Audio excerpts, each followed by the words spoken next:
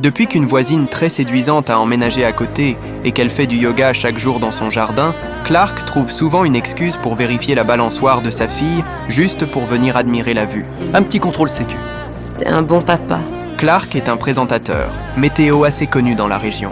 Un jour, pendant un direct, il manque de se faire frapper par un panneau routier emporté par le vent. Heureusement, son nouveau collègue à côté de lui le tire à temps. Cet incident rapproche aussitôt les deux hommes. Ils deviennent des amis capables de parler de tout.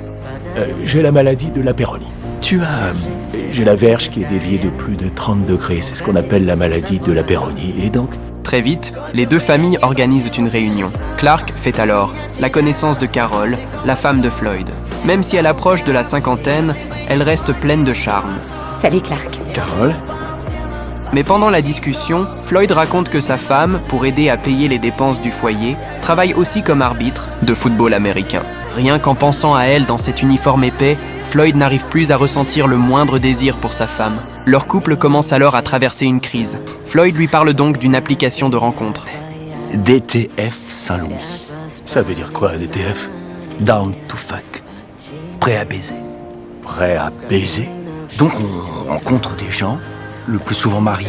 C'est surtout pour les gens mariés, c'est ce que le reportage disait. Les deux hommes commencent à créer leur compte. Ils se construisent une image pleine de charme pour trouver en ligne des personnes avec les mêmes envies. Mais la suite des événements va dépasser toutes les attentes.